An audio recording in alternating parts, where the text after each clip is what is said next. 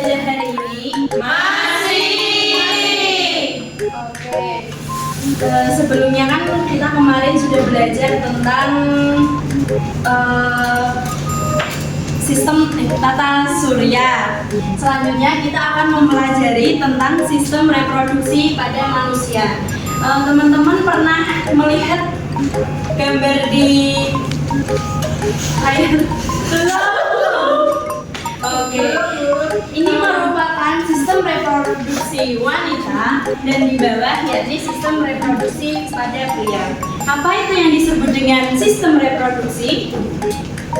Sistem reproduksi adalah sistem yang bekerja sama untuk menghasilkan keturunan.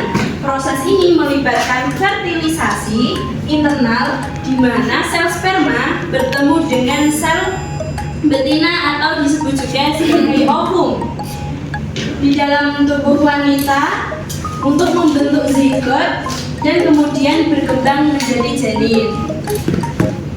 Jadi di sini Ibu akan menjelaskan satu persatu bagian dan tolong nanti dicatat ya. Baik. Oke, fungsi sistem reproduksi pada manusia yakni yang pertama untuk memproduksi sel kelamin, yakni sel betina dan sel jantan. Yang kedua untuk menghasilkan hormon seksual dan yang ketiga untuk mengangkut dan memelihara sel gamet. Nah, pada gambar yang pertama ini terdapat ovarium.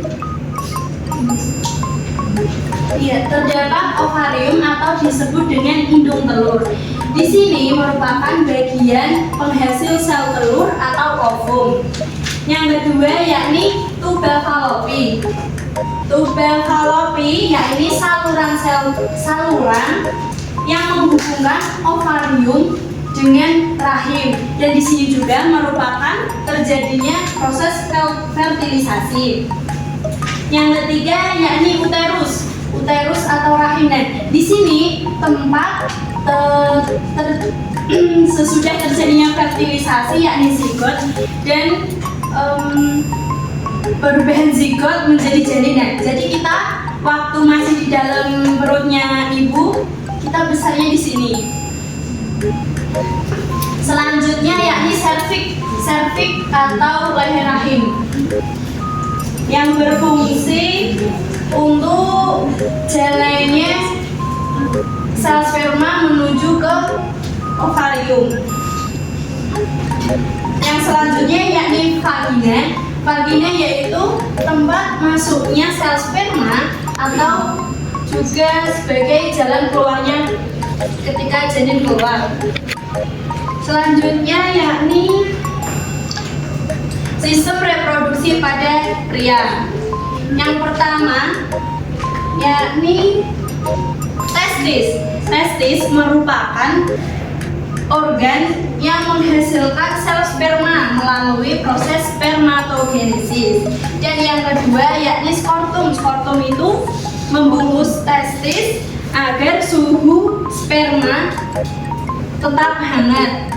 Setelah itu epididymis atau saluran yang menyalurkan kepada uretra. Tempat ini adalah tempat terjadinya keluar sperma, urin, dan semen. Semen itu adalah cairan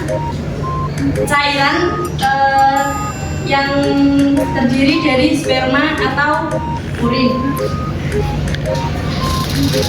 Setelah itu uretra. Uretra merupakan jalur keluarnya urin atau sperma. Dan yang terakhir yakni penis, yaitu organ untuk menyalurkan semen atau sel sperma ke dalam vagina. Oke. Setelah materi yang Ibu sampaikan ini, Ibu akan memberikan kalian tugas, yakni berupa meresum materi yang Ibu sampaikan, lalu nanti akan Ibu tunjuk dan dipresentasikan ke depan. Baik, Bu. Baik, Bu. Oke, sudah siap?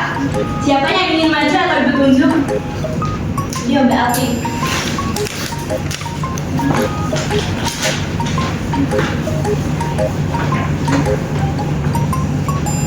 Di sini kelompok kami merespon tentang reproduksi pria.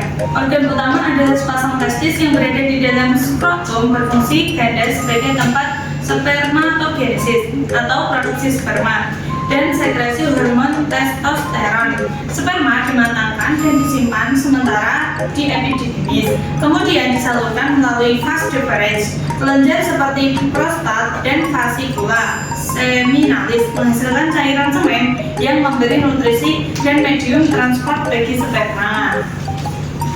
Oke, baik. Terima kasih Mbak Alfi. Ya. Tepuk tangan buat Mbak Alfi.